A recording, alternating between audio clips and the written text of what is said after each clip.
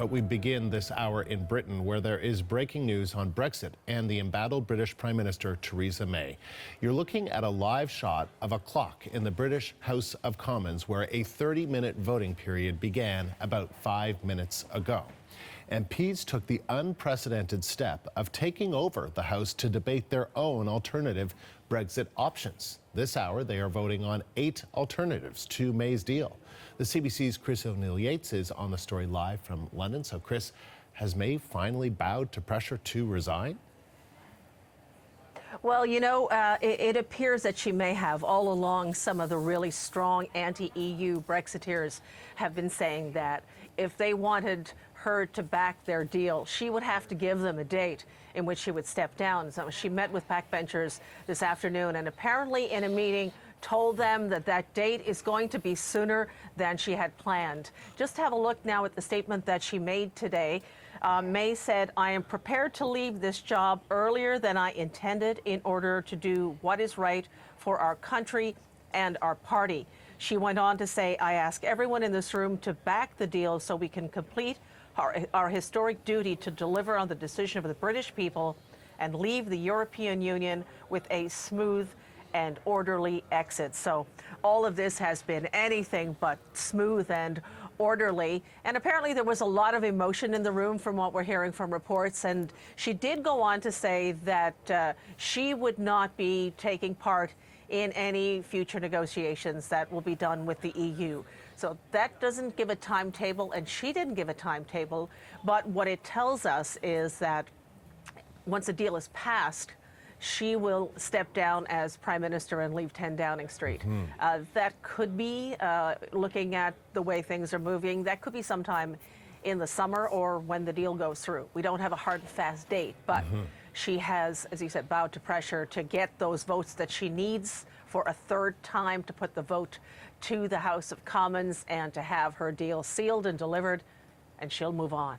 All right, if that all happens, because there are so many other things happening today, what about these 8 alternative options that MPs are debating? Tell us about them.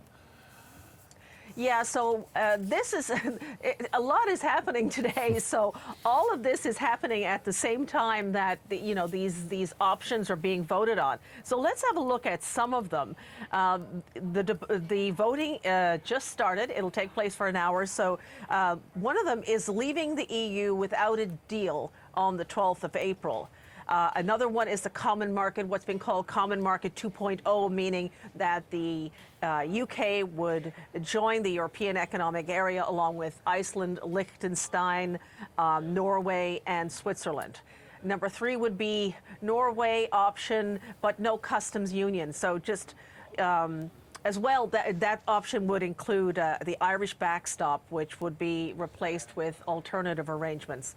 All these things are kind of complicated, but they are what they are.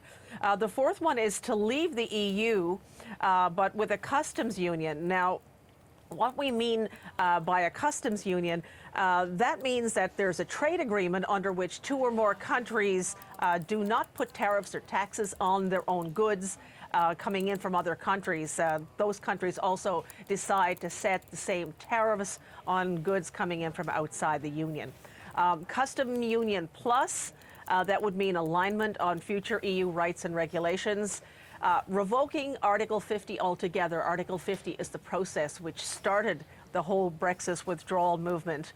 And a second referendum. There is an option to vote on a withdrawal agreement being put to a second referendum. And then there's the standstill agreement, which means things remain the same with the EU while negotiating a deal. There's a slim chance that any of those will get a majority, but tonight's vote might indicate at what point in the future a majority might be achieved. Now, if Theresa May decides to put, for the 3rd time, her option, her plan to the House of Commons tomorrow or Friday, who knows where all this will end. It could render the whole voting process tonight moot. So all of this is happening very quickly, and it's a big rush to the end because April 12th is coming rather quickly.